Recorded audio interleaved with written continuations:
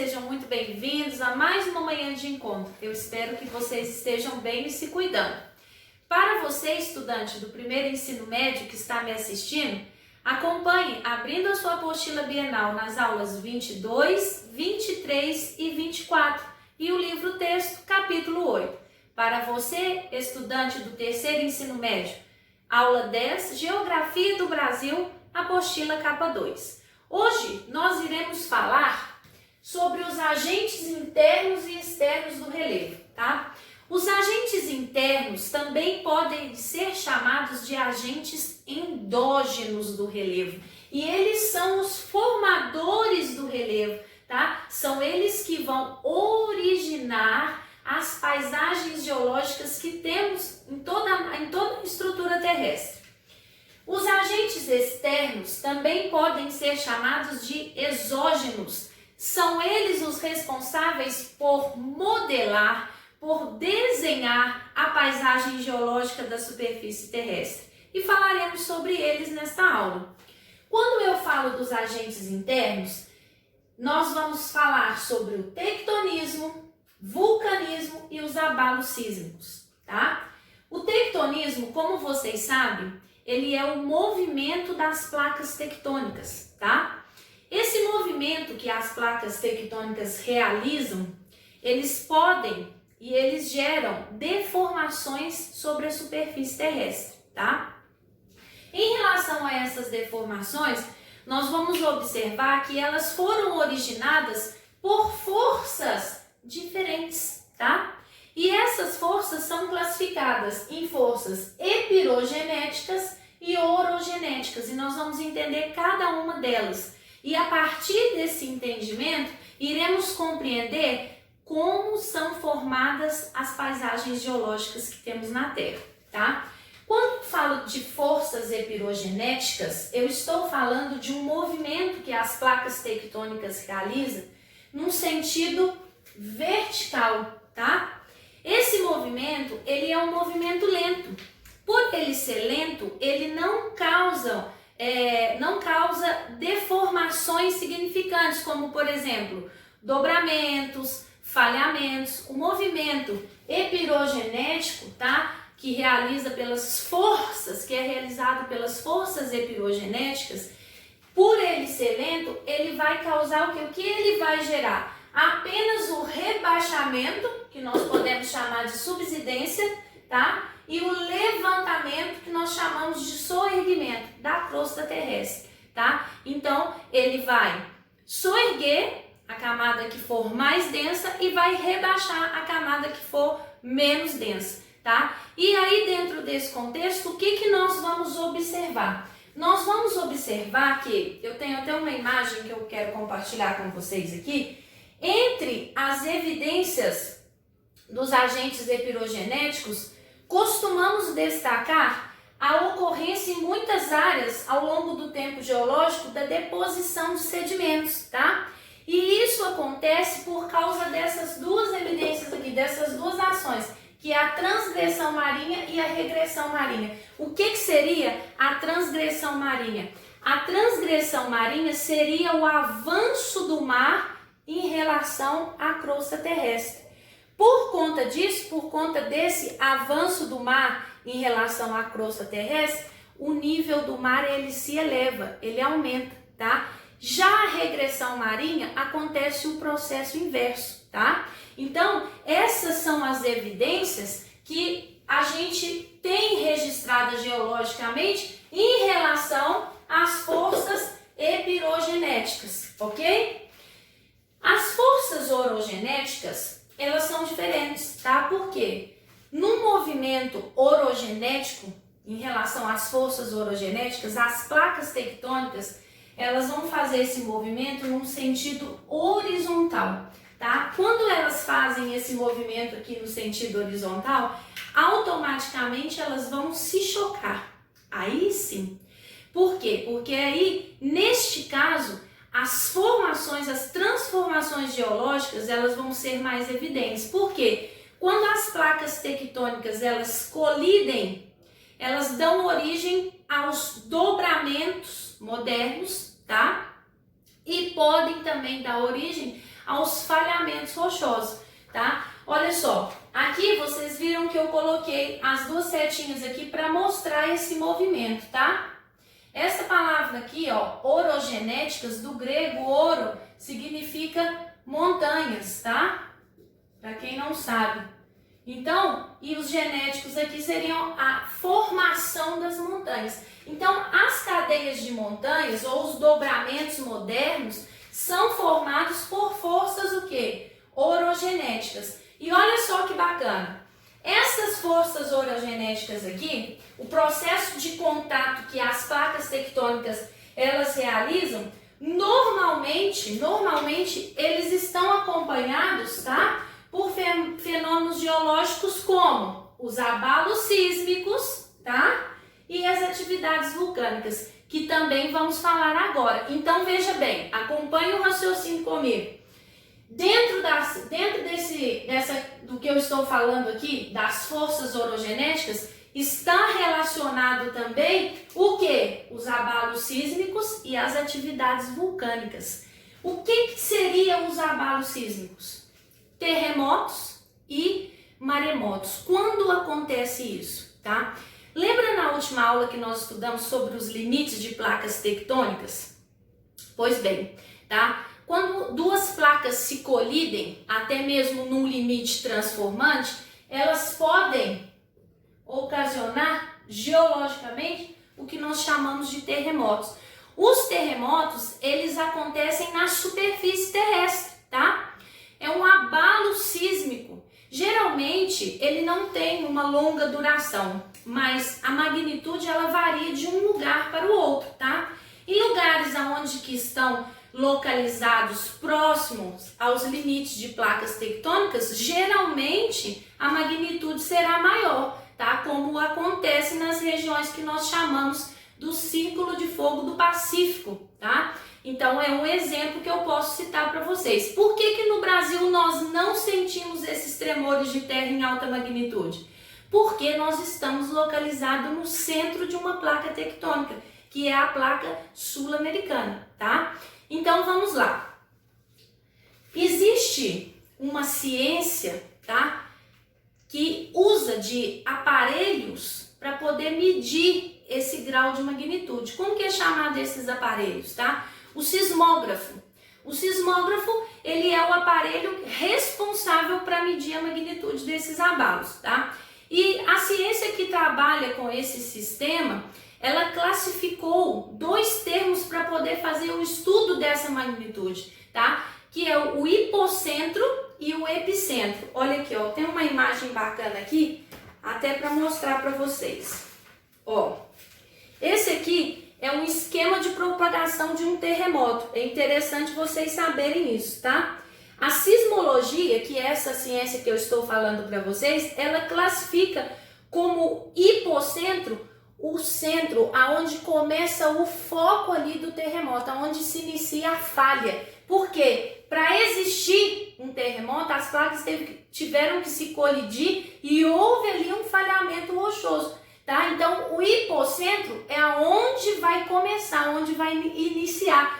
O epicentro é aonde vai sentir esse tipo de tremor, esse tipo de abalo sísmico.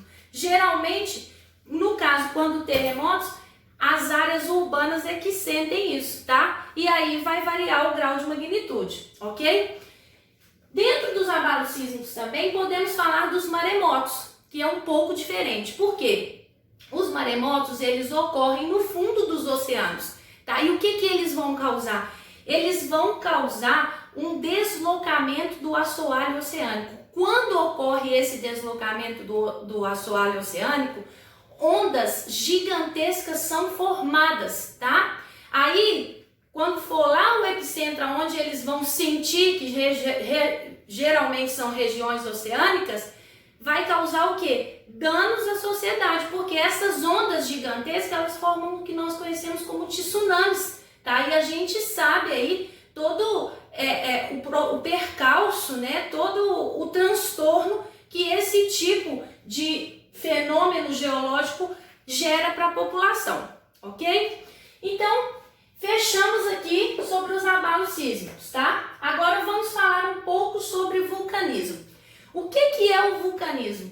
O vulcanismo é um processo que nós chamamos de extravasamento do material magmático, tá? E aí vai ser expelido cinzas, né, pedras, que no caso são as rochas, tá? Que podem ser expelidas, a lava, tá? Que é condicionada a esse material que é chamado de magma, que está no interior da superfície terrestre, tá? No propriamente dito, no manto, certo? Nós já estudamos sobre isso, tá? E esse movimento de vulcanismo, ele também está relacionado às forças orogenéticas que estamos estudando aqui, tá? Só que olha só que coisa interessante. Vocês sabiam que existem tipos de erupções diferentes? As erupções, elas não são as mesmas, tá? Veja bem, quando é uma erupção que eu chamo ela de efusiva, tá? A lava, ela é pouco viscosa, tá? Se ela é pouco viscosa, automaticamente a tendência dela escoar é mais fácil. Então, eu vou ter aqui extensas escoadas. Quando eu tenho um tipo de erupção mista, tá? Aí eu já tenho uma explosão um pouco, né? Pouco violenta, que nós chamamos, tá? A lava, ela é bem viscosa, tá? Se ela é viscosa, o que eu vou ter? Escoadas pouco extensas, por quê? Porque aí tem dificuldade dela escorrer, dela percorrer ali, tá? E por último nós temos aqui a explosiva, tá? Que ocorre explosões violentas, né? Rochas são expelidas, o material magmático é expelido. Nessa questão aqui, a lava, ela é extremamente viscosa. Então, se ela é extremamente viscosa, o movimento dela de escoamento é super lento. Então, dentro desse contexto, eu vou ter o quê? Áreas pouco escoadas, tá? Eu vou ter pequenas áreas escoadas por conta disso, ok? Então, fechamos aqui a primeira parte, onde falamos dos agentes endógenos do relevo. Agora nós vamos falar aqui dos modeladores, dos exógenos, tá? Que são intemperismo e erosão. Vamos conhecer um pouquinho sobre eles, tá? O intemperismo, ele pode ser classificado em dois tipos. Intemperismo físico, tá? Quando ocorre uma ação mecânica. O que seria isso, professor? Uma ação mecânica. No intemperismo físico, vai ocorrer a desagregação das rochas, tá? Vai ocorrer também a fragmentação dessas rochas. Que rochas? As que já foram formadas pelos agentes endógenos, que estão expostas na paisagem geológica, certo? Os agentes de intemperismo químico, eles provocam a decomposição dos minerais que consiste essas rochas, tá? Aí já é uma ação química, tá? Já é um processo químico. Esse intemperismo físico, ele está relacionado às atividades erosivas, aos processos erosivos, tá? O que é a erosão? A erosão consiste no processo de desgaste, tá? De desagregação da superfície terrestre. E ela pode ser pluvial, quando o agente que vai desgastar vai ser a água da chuva. Como que funciona isso na paisagem geológica? Depende de onde vai ser a atuação. Vou dar dois exemplos para vocês. Em superfícies planas, de pouca vegetação, a água da chuva, ela pode carregar alguns sedimentos. Agora, a tendência dela fazer um carregamento maior e dela retirar os nutrientes do solo em maior intensidade quando ela estiver nesse agente aqui, quando tiver em terrenos íngremes e sem vegetação. Por quê? O terreno está inclinado. A água da chuva, ela desce, ela tem força para poder carregar os sedimentos todos. E ela vai ali lixiviando os solos, tá? Que aí é um conteúdo que a gente vai ver lá na aula de solos, daqui a pouco, tá? Olha lá, ó. Erosão fluvial. Qual é o agente? A água dos rios. Aí está. A água dos dos rios, ela vai modelando ali a paisagem que está nas encostas dos rios. Já ouviram falar no Grand Canyon, nos Estados Unidos? Pois bem, aquela paisagem magnífica e maravilhosa, que é um ponto turístico que muitas pessoas já foram oportunizadas a visitar, foi formada por esse agente aqui, ó, erosão fluvial. De qual água? De qual rio? Do Rio Colorado. As águas do Rio Colorado desenhou ali toda aquela paisagem, tá? Nós temos a erosão marinha. A erosão marinha, ela é formada pela força, o quê? Da água do mar, tá? A água do mar, ela bate na paisagem geológica e ela vai transformando, ela vai modelando. Tem uma imagem aqui que é legal para eu mostrar para vocês. Quer ver sobre isso? Ó, olha aqui, ó. Eu vou chegar mais perto, tá? Eu sou louca pra ir nesse lugar, eu vou. Ó, conhecida como pedra furada, essa composição rochosa localizada no norte do Ceará foi modelada, tá? Já por um outro agente que nós chamamos aqui de erosão eólica. Então, como vocês podem ver, os agentes erosivos, eles vão modelando a paisagem do relevo, tá? Eles vão modificando toda essa paisagem. Eu não achei a imagem que eu queria mostrar, mas vamos lá, tá? A última que eu vou falar aqui para vocês é a erosão glacial, tá? A erosão glacial, ela é feita pelo processo de glaciação, que também vai modelar a paisagem geológica, tá? Vamos ter essa modelagem, essa reestruturação. Achei a imagem que eu queria mostrar, gente. Olha aqui, ó. Tá? Vou voltar lá rapidinho. Da erosão marinha, ó. A ação das ondas sobre a costa brasileira resulta, por vezes, na formação de falésias ou relevo escarpado, como a praia do Morro Branco, no Ceará. É um exemplo aqui, tá? E a erosão glacial, que eu estava falando, né, no caso o processo da formação das geleiras lá, tá? E a erosão eólica, a ação dos ventos. O que os ventos podem fazer? Ele pode modelar a paisagem, modelar as rochas. As rochas, elas são desenhadas. Essa imagem que eu mostrei para vocês do Ceará, da Pedra Furada, é um ponto turístico e é lindíssimo, tá? Aquilo ali foi feito naturalmente por qual agente? Um agente modelador, ele modelou, ele esculpiu ali aquela paisagem. Olha para vocês verem a grandeza e o poder que esses agentes têm para poder tornar essas paisagens geológicas magníficas que nós temos a oportunidade de conhecer, tá bom?